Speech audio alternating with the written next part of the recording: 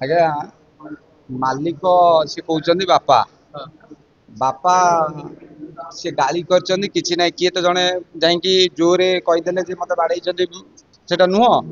ତମେ ଗୋଟେ ମାଲିକ କତରୁ 6 ଲକ୍ଷ ଟଙ୍କା ଗୋଟେ ଥର ନେଇଛ, ଫେର ଏଥରକ ତାଙ୍କ ଘରକୁ ଯାଇକି 10 ଲକ୍ଷ ଟଙ୍କା ନେଲ, ଫେର କହୁଛ ଆଉ 4 ଲକ୍ଷ। ସେ ମନା କରିବାକୁ ଏଇ ଯୋଉ ଡିସ୍ପ୍ୟୁଟ ହେଇଛି। ଆଜି ତମେ ଡ୍ୟୁଟି କରିବ, ତମ ଘର ଲୋକ କହିବେ, ତମ ଫ୍ୟାମିଲି କି କାହିଁକି ଆଣିଛନ୍ତି। ଆଜି ମାଲିକଟି କଣ କରିବ, ତା ଘର ଲୋକ କିଏ ବାହାରିଲେ। ତେଣୁ ମାଲିକ ତାପରେ ମାଲିକ ସଂଘକୁ ଲେଖିକି ଦେଲ ଯେ ମୋ କଥା ବିଚାର କରାଯାଉ, ମାଲିକ ବାଡେଇଛନ୍ତି। ମାଲିକ ସଂଘକୁ ବିଚାର ଦେଲା ପରେ ତମେ ଯେତେବେଳେ ଆଇନ କି ଆଶ୍ରୟ ନେଲ, ଆଇନ ତା କଥା ବୁଝିବ, ବିଚାର କରିବ, ଆଇନ ତା ବାଟରେ ଯିବ।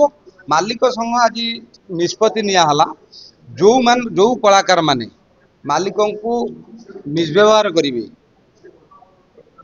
ସେମାନଙ୍କୁ ସସ୍ପେଣ୍ଡ କରାଯିବ। ଯେଭଳି ନରି ପଣ୍ଡା, ପ୍ରତାପ ବିଶ୍ୱ ଦରବାରରେ ଆଉ ଜଣେ ଅଛନ୍ତି ପ୍ରତାପ ବୋଲି, ପ୍ରତାପ ମହାନ୍ତି, ତାଙ୍କୁ ଅନିର୍ଦ୍ଦିଷ୍ଟ କାଳ ପାଇଁ ଆମ ସଂଘ ତରଫରୁ କୌଣସି ପାର୍ଟିରେ ଆମେ ରଖିବୁ ନାହିଁ।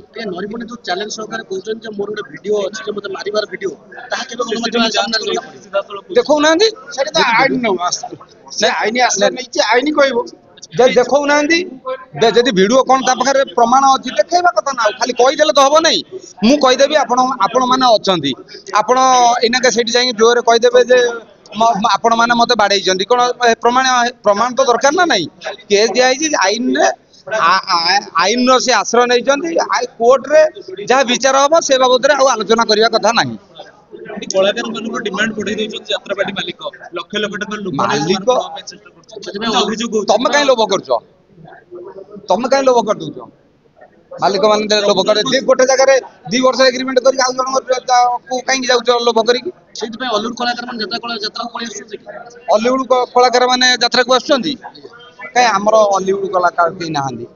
ଆଉ ଗୋଟେ କଥା ଯଦି ସ୍ପଷ୍ଟ କରିବେ, ଯୋଉ ଆପଣଙ୍କର ଯୋଉ ସବୁ କୁହାହଉଛି ଯୋଉଥିରେ କଣ୍ଟ୍ରାକ୍ଟ କରାହଉଛି, ଅନେକ ଏକାଧିକ ଯାତ୍ରା କଳାକାରଙ୍କ ଠାରୁ ଆମେ ଶୁଣିଛୁ ଯେ କଣ୍ଟ୍ରାକ୍ଟଟା ଏମିତି ବିଶ୍ୱାସ ଉପରେ ହଉଛି, କଣ୍ଟ୍ରାକ୍ଟ ହଉଛି ପୁଣି ଆପଣ ପଇସା ଫେରେଇ ଦଉଛନ୍ତି। ମାଲିକ କଥା ହେଲେ ୟା ଉପରେ କିଛି ଗୋଟେ କମିଟି ଆସିବା ନିଶ୍ଚିତ ଭାବରେ ଶୁକ୍ରବାର ଦିନ ପିୟୁଷ କଥା ପାଇଁ ଯୋଉ ସମସ୍ୟା ଚାଲିଛି, ସେଇଠୁ ସବୁ କଣ୍ଟ୍ରୋଭର୍ସି ଚାଲିଛି। ପିୟୁଷ କଥା ଯୋଉ ସମସ୍ୟା ଚାଲିଛି, ଶୁକ୍ରବାର ଦିନ ତାଙ୍କ ବାପା ନିଜେ ଲେଖିକି ଦେଇଛନ୍ତି। ଫୋନରେ ବି ତାଙ୍କ ବାପାଙ୍କ ସାଙ୍ଗରେ ପିୟୁଷ ସାଙ୍ଗରେ କଥା ବି ଆଲୋଚନା ହେଇଛି। ଶୁକ୍ରବାର ଦିନ ସିଏ ଆସିକି ପହଞ୍ଚିବେ। ସେଦିନ ଆଲୋଚନା ହେଲା ପରେ ସଂଘ ଦୃଢ ଅଛି, ନିଷ୍ପତ୍ତି ବି ଦୃଢ ହବ, ଏଥିରେ ସନ୍ଦେହ କରିବାର ନାହିଁ। ଯାତ୍ରାରେ ସଂଘ ଆମେ ମାଲିକ ମାନେ ନିଶ୍ଚିତ ଭାବରେ ଏକ ଅଛନ୍ତି, ଆଗାମୀ ଦିନରେ ନିଶ୍ଚିତ ସଫଳ ହେବେ।